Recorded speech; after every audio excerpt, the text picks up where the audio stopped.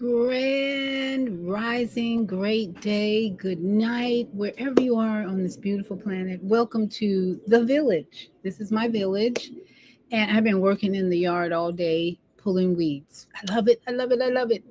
And I'm just in such a great place. I had to stop though, because I kept thinking about this housing crisis that's going on in the US, and we have to talk. The question is, what is the question? Let's talk about what I believe is the most important question to ask these days if you're considering going tiny in your living space. Let's talk about it. Yeah, let's talk about it.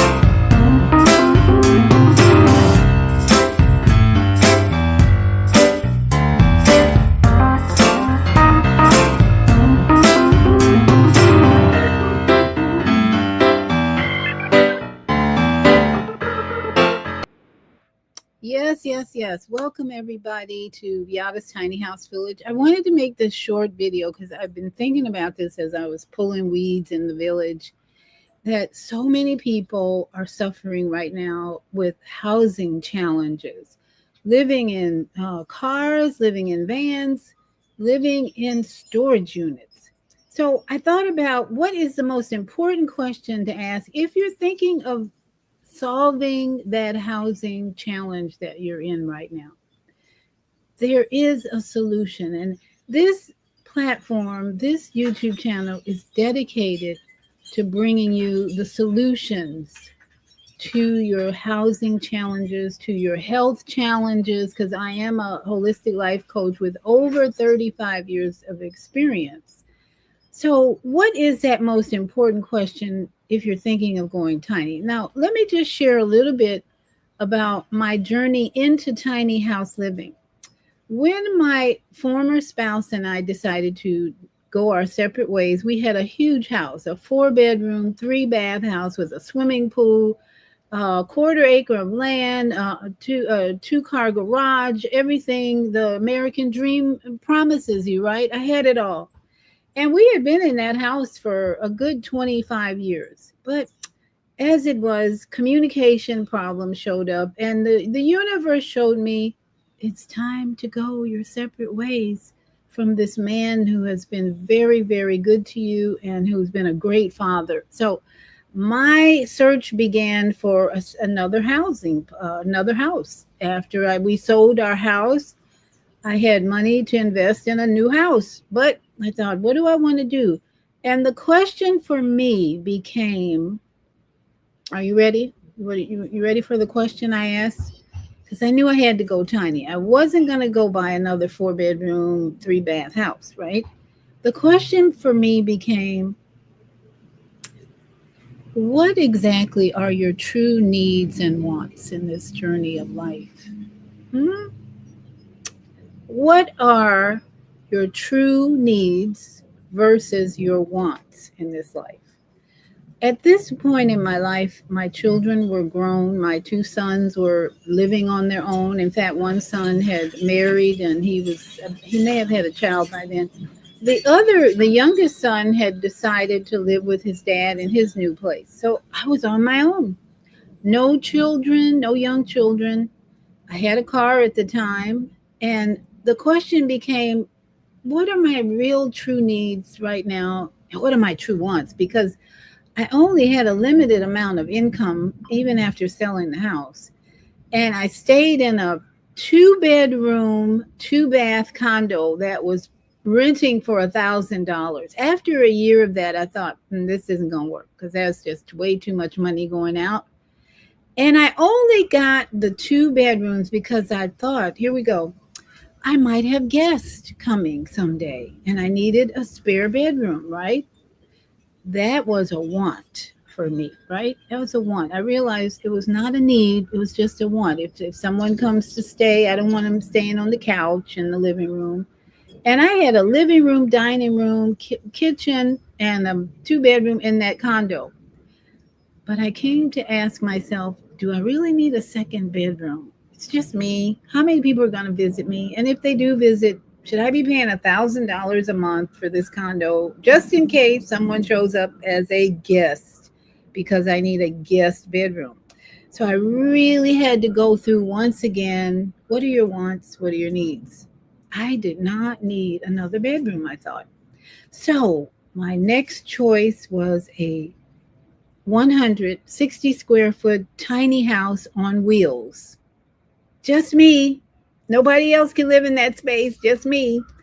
And I stayed in that tiny house on wheels for 5 years, traveling even over an hour away from my family into a rural location where tiny houses were accepted because Orlando City did not have a lot of inexpensive places to park a tiny house on wheels.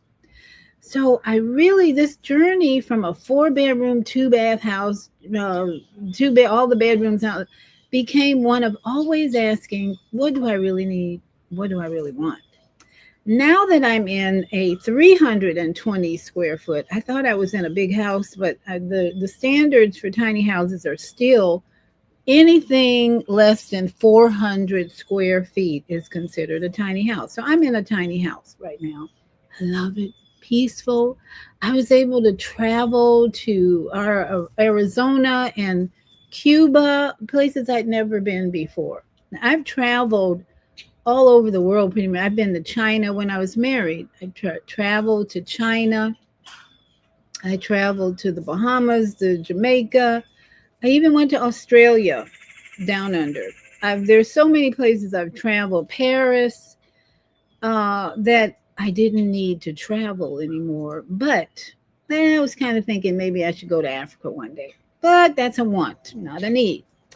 So I want all of you to think about if you are struggling to pay your bills, if you are in a storage unit, if you're sleeping in your car, sleeping in a van, I'm sure by now you're thinking about what do I really need? Because if you're sleeping in a van, a car, or a storage unit, you had to let go of some things. Otherwise, you're going to be smothered with things, material things in your small space. And I think this applies to all of us at this point as we prepare for SHIT to hit the fan. We just don't know what this government's going to be up to next. So we got to prepare. Right now in this country, my name, Robinson, is being demonized because they've chosen a patsy, in my opinion, who killed someone that they loved. Then we loved. We loved him. And so now Robinson is being thrown out there as the demon. Whatever. So it's all to me a political theater going on. We don't even know if this guy who they supposedly assassinated is really dead because the games that are played are just crazy these days. So I'm just saying this is just a warm up, I believe, for SHIT to hit the fan. So I think it's demanding upon all of us to really consider what do I really need? What do I really want? And the more we hang on to things that we just want versus need, the more it's going to be challenging when stuff hits the fan to let go. So I want to just encourage all of you to start meditating, start prayerfully asking, what do I really need in this journey I'm on? And what do I really want? There's a bird chirping when I said that. And so this is what's going to free you to have a peaceful, there he is, he just flew over, a peaceful, beautiful life, living with nature, no worries, no concerns, having a roof over your head, and having a little food in the refrigerator. I spent this Sunday with my friend Ellie Tom Elamine. If you saw the video, if you missed the video, I did 2 days of time with the Breatharian and Solitarian in Orlando, where we talked about minimalism, holistic living. There's that bird again. And so, after spending 2 days with someone whose only possessions are the backpack on his back, that's he travels. He traveled all through Africa with just a backpack, and in that backpack was his tent. So we want to think about when we spend time with someone who is such a minimalist and who is so in touch with his needs, which is a backpack with his tent and a few clothing items, and that was really it, because this man trusts that wherever he goes his needs will be provided. Now he may make arrangements to stay with people as he goes to teach retreats and seminars, and those things are already planned for in his life because he's going around the planet teaching a life of breatharian, solitarianism, where nourishment comes from nature. Spending time with someone like that, you realize wholeheartedly that you have too much stuff in your life. And so I really want you to consider, what do you really need? This is the most important question I think we can ask as we get older, especially. What do I really need versus what do I really want?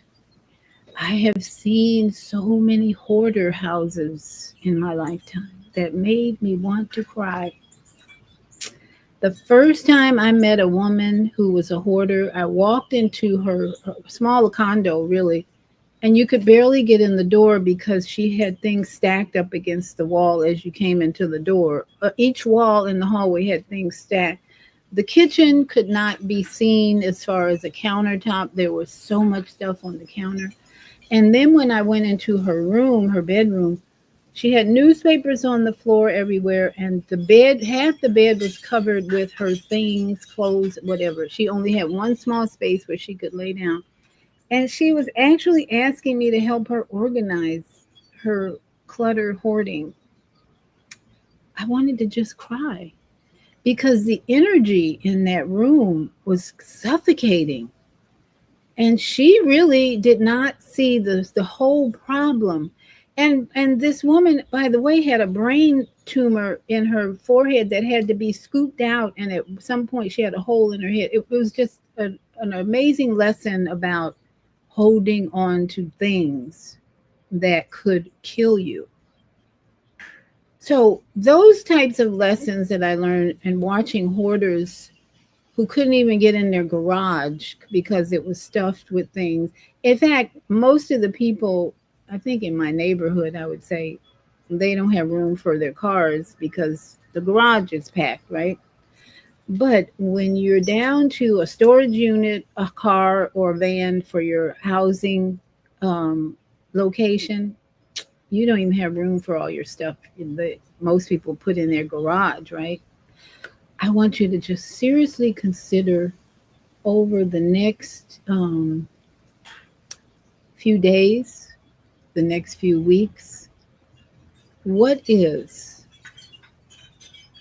the most important needs that you have versus wants. And then this is where it starts to downsize and become at peace, and have peace, more peace in your life, and prepare for building your own house.